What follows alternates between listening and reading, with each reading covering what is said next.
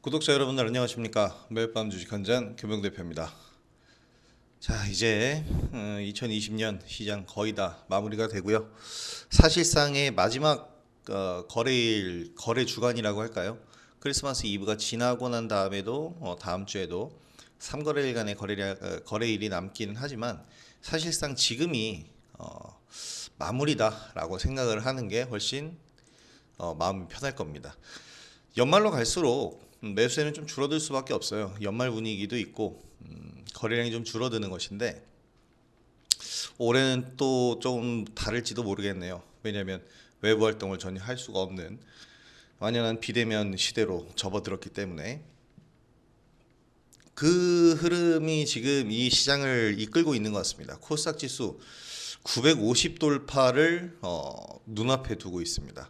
948.59포인트까지 상승을 했다가 살짝 밀린 상태인데요. 밀린 것도 밀린 게 아니라 일단 뭐 그 상태로 지금 있습니다. 947로 마감을 했는데 뭐 여지껏 본 적이 없는 지수 영역대로 올라가고 있는 것은 사실. 문제는요. 이게 펀더멘털로 올라가는 것이 아니다라는 거죠. 그러니까 어느 정도 실적이 뒷받침이 돼줘야 되는데 그냥 시장의 풍부한 유동성이 지금 이 지수를 무지막지하게 끌어올리고 있다라는 점이 이 고점 구간에서 조정을 받을 때 어느 정도 속도로 받을까가 좀 걱정. 그래서 지금 강세장은 지속이 되고 있지만 서서히 고점 인식을 가지면서 그래서 계속해서 단기간점의 소액 투자를 최근에 계속해서 강조를 했던 거고요. 이 얘기를 강조한 지는 꽤 됐습니다. 뭐 한 9월 달부터 이 얘기를 계속했기 때문에 그런데도 지금 신고가는 계속 나오고 있는데요. 신고가 자리가 나오는 화랑장을 놓칠 수는 없으니 매매는 하되 고점 인식 가지고 항상 소액의 단기 트레이딩으로 대응하시기 바랍니다. 어려운 말이에요. 소액으로 단기 트레이딩을 하라라는 것이 상당히 어려운 말이긴 하지만요. 막상 해보면 그렇게 불가능한 얘기도 아닙니다. 실행에 옮겨보시면 다를 거예요. 일단 최근 단기 트레이딩으로 매매를 했을 때 수익이 가장 많이 날 수 있었던 구간은 바로 이 보여드리고 있는 명신산업과 같은 종목입니다. 이게 뭐죠? 바로 테슬라 모터스 관련주들입니다. 다음 주 월요일, 그러니까 내일이에요. S&P 500 상장을 앞두고 테슬라 주가가 급등을 하고 있는데요. 그러면서 이제 관련 기업들의 주가도 덩달아 뛰어오르고 있습니다. 내일이 일단은 D-Day이긴 한데 내일이 그러니까 우리 시간으로는 내일 모레에 적용이 되겠죠. 테슬라의 S&P 500 상장에 대한 그 후폭풍은. 근데 이제 지금 기대감으로 오르고 있는 것인데 사실 그간 리딩한 종목들 중에서 자율주행 관련주라든지 2차 전지 또는 차량 경량화 등등의 이 전기차 부품 관련주들 이게 리딩을 그동안 했었고 계속 괜찮은 종목이다, 더 상승할 수 있다 뭐 등등의 얘기를 해드린 가장 큰 이유가 테슬라 때문이었습니다. 그렇다면 테슬라의 재료는 S&P 500의 상장이 재료니까 이 재료가 딱 소멸되는 날은 정점이겠죠. 그래서 금요일이 어떻게 보면 정점이었다라고 생각이 드는데요. 내일도 한 파동 더 단기적인 상승 파동은 나올 수가 있겠지만 이제 거의 마무리가 되겠다라고 얘기를 드릴 수 있겠습니다. 지금 보고 계신 이 명신산업이 상장한 지 얼마 되지 않은 종목인데요. 상장날 따상 기록하고 나서 조정 구간 좀 거쳤고요. 저도 이날 이제 매수에 진입을 했는데 이날 이후 엄청난 급등을 보였습니다. 어디가 고점인지 몰라요. 어마어마한 지금 이 고가권을 유지를 하고 있는 종목이라고 그냥 생각을 하셔야 됩니다. 마치 작년에 센트럴 모텍을 보는 것 같은데요. 딱 그 센트럴 모텍이 금요일날 상한가를 기록했죠. 센트럴 모텍은 작년의 상승 이후에 최근에는 이제 거의 움직임 없이 거래량 없이 그냥 계속해서 미끄러지는 모습만을 보였는데요. 금요일날 상한가 한 번으로 강하게 다시 수급이 잡히는 모습입니다. 이것 때문에 좀 그런 생각이 들어요. 금요일날 정점이긴 할 테지만 여기서 조정 구간을 좀 괜찮게 가져간다면 내년에 한 번 더 상승을 할 수 있지 않을까, 달릴 수 있지 않을까 싶습니다. 일단 명신산업과 센트럴 모텍은 둘 다 차량 경량화 쪽입니다. 명신산업은 차체 핫스탬핑 공법으로 차체 부품을 생산하는 기업이고요. 바로 이 센트럴 모텍은 알루미늄 컨트롤암이라는 전기차의 핵심 부품. 전기차는 2차 전지랑 그리고 차량 경량화 이 두 가지가 가장 핵심입니다. 그 두 가지 중에서 이제 차량 경량화 쪽에 들어가 있는 센트럴모텍과 명신산업인데요. 이 두 기업은 조정을 좀 받더라도 더 봐줘야 되지 않을까라는 생각이 좀 듭니다. 그래서 내년 최대 관심 섹터예요, 전기차가. 하지만 단기 상승폭이 너무 크니까 지금 비중 축소인 거지 앞으로는 지속적인 관심을 가지셔야 될 겁니다. 그리고 자율주행 관련해서 이제 KC 조금 아쉬운 게 저희 회원분들은 아시겠지만 제가 이거 목표가 3,230원부터 목표가 잡았는데 어떻게 그곳을 딱 터치하고 쭉 밀리나요?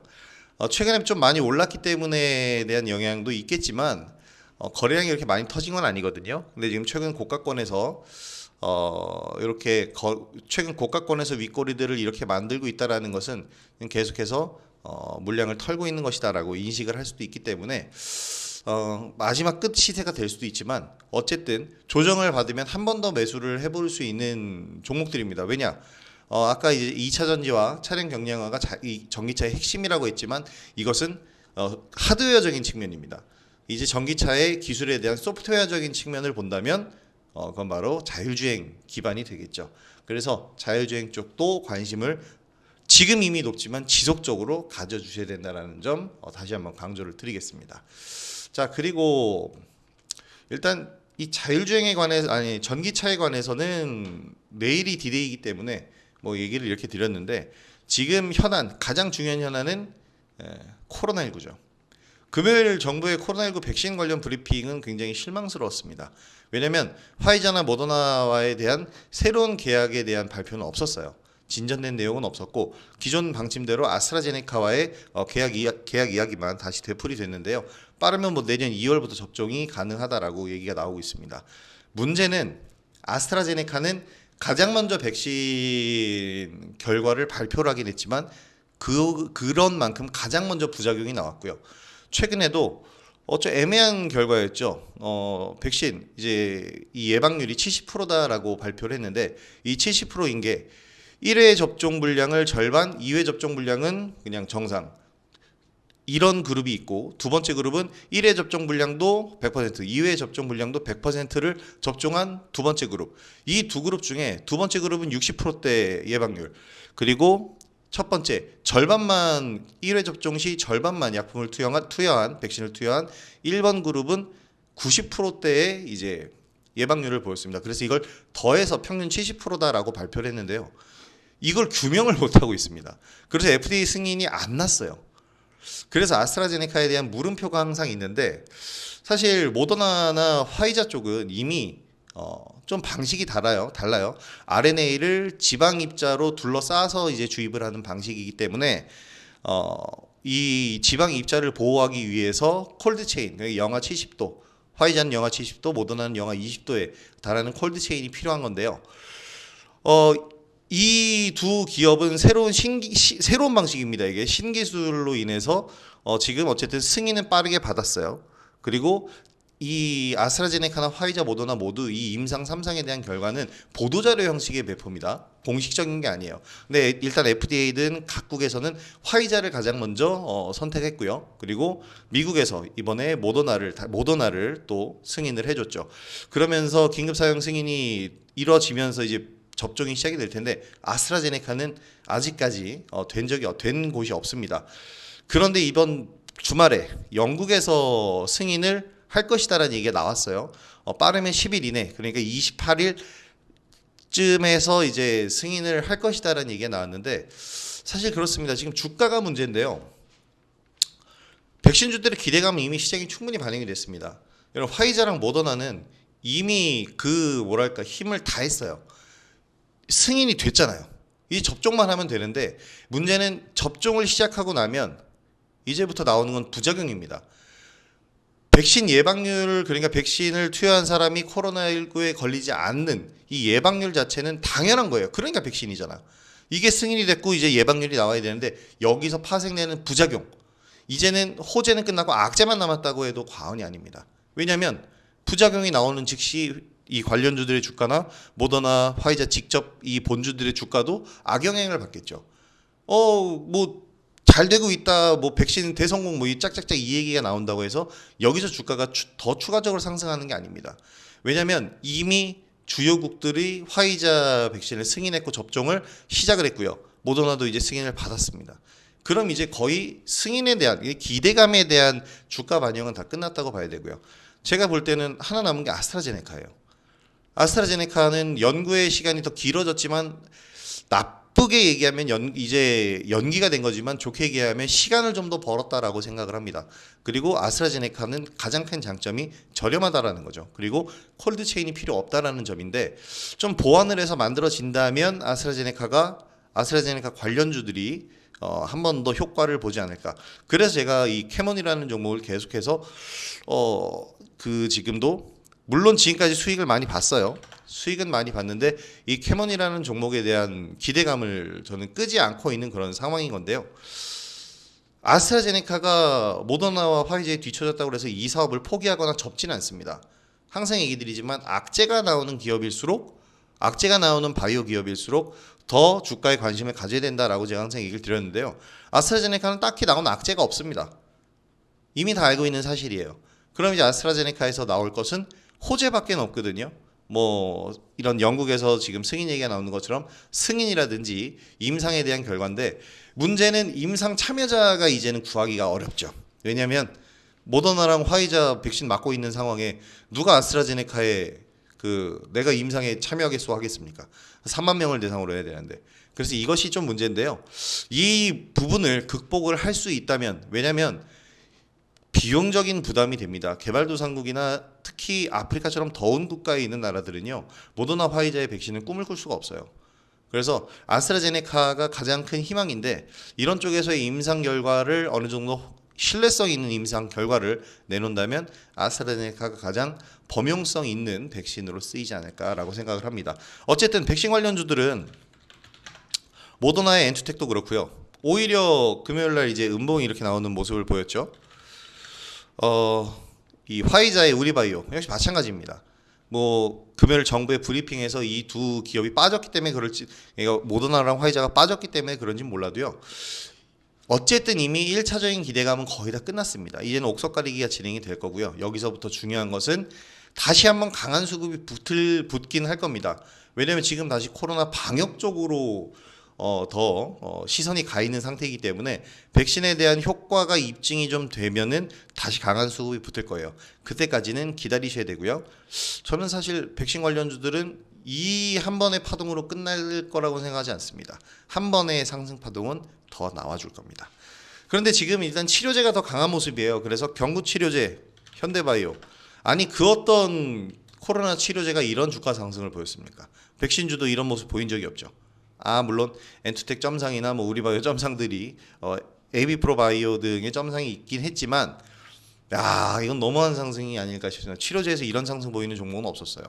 현대바이오가 무시무시한 강세를 보이고 있고요. 또 나파모스타트 임상 3상 승인 받은 종근당 바이오도 굉장한 급등을 보이고 있습니다. 종근당과 함께. 자, 그래서 이런 치료제가 더 강한 모습 보이는데요. 솔직히 백신에 대한 확신은 그 어디에도 아직은 없습니다. 그런 만큼, 그리고 지금 확진자 수가 급격히 증가하고 있잖아요. 이런 만큼 치료제도 굉장히 시급한 상황입니다. 그래서 치료제 쪽에 대한 이런 기대감이 주가에 좀 반영이 되고 있다, 이렇게 보시면 될 것 같습니다. 자, 그리고 중요한 맥락이란다. 섹터 하나는 또 정치 테마주인데요. 지난 영상에서 제가 내년 대선에 대한 준비를 해야 된다라고 말씀을 드렸잖아요. 와, 무시무시하더라고요.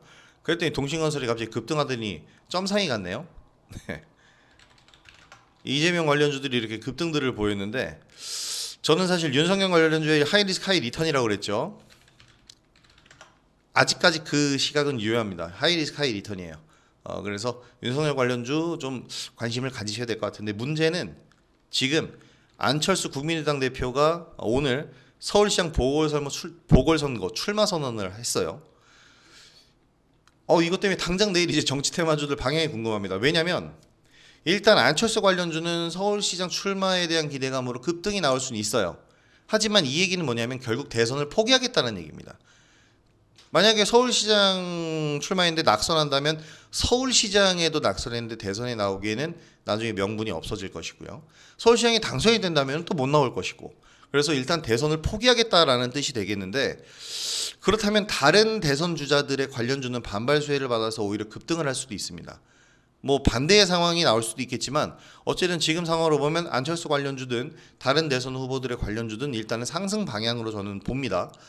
그런데 이런 부분들이 일단 내일 뚜껑 열어봐야 돼요. 그래서 내일이 굉장히 정치 테마주에는 중요한 갈림길이 놓인 하루가 될 겁니다. 여기까지 이렇게 관심을 가져보시면 될 것 같아요. 자, 일단 주말 계속해서 코로나 확진주는 폭증하고 있는 상태입니다. 모두들 건강에 유의하시도록 하시고요. 모두 뭐 연말 마무리 잘 하셔야 되는데 이 코로나가 창궐하니 참 저 답답한 노릇입니다. 그래서 얼굴도 이렇게 어두워요 지금. 네, 상당히 이게 연말 분위기가 이런 적이 처음이니까 영 적응이 안 됩니다. 네. 자, 어쨌든 그래도 건강이 우선이니까 건강 조심하시고, 자, 내일도 성투하시고 연말 마무리 잘 하시기 바랍니다. 다음 영상에서 뵙도록 하겠습니다. 오늘 구독해 주신 여러분들 모두 감사드리고요. 오늘 처음 영상 접하신 분들은 구독하기와 좋아요 한 번씩 꼭 눌러주시기 부탁드리도록 하겠습니다. 매일 밤 주식 한 잔 김호영 대표였습니다. 오늘 영상 여기서 마무리하도록 하겠습니다. 감사합니다.